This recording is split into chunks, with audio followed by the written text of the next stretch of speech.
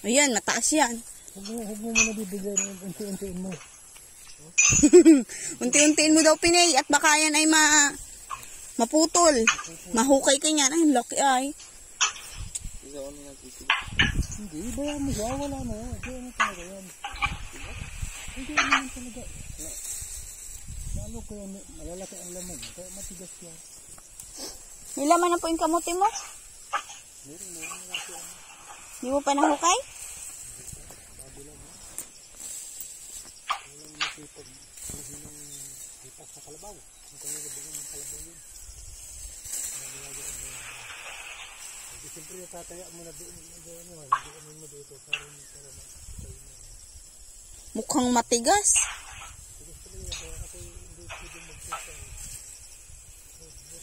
Gaano ka na?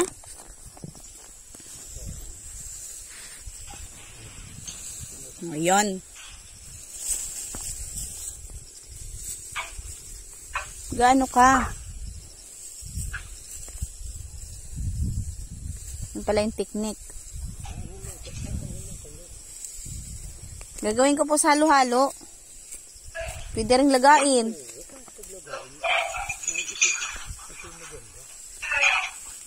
Malaki. Oh, yun ang technique. Oh, nakadali mo. Ikaw na, Pinay. Hihirap na si Papa.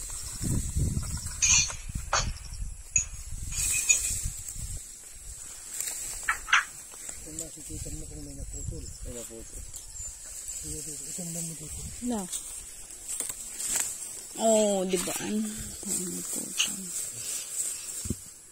Di pa yan, ano? Maraming, ano?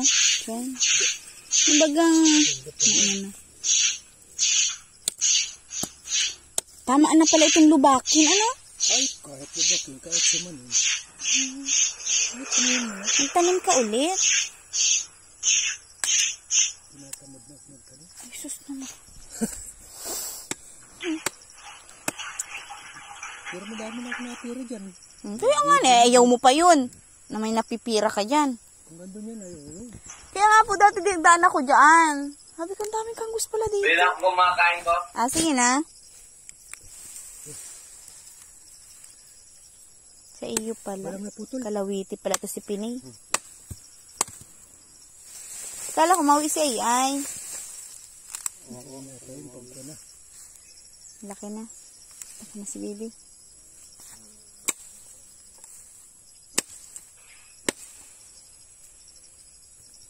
Di ka na ata niya nakain, Pinay, ano? Oo. Di ka na nakain yan?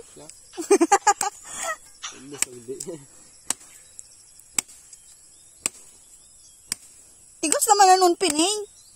Kahoy naman ang ata. Tataga ko yung kahoy ay. Kahoy naman ang pinataga mo ay. Para may naputol, Pinay. Huwag mo ang kamay may maday. Hindi, ano lang naputol. Kaya mo dito. Hindi mo yakitan ka. Ay, alin yan? Ang 1 kilo niya, no? Yan eh. Yes, 1 kilo na yan. Sobrang na yan. Kahit matimbangin pa yan. Yan, matatika sa manok. Tigas na. Hindi tayong lagayan. Magkano ba ang kilo? Ha? Magkano ang kilo? 25. Kanggos.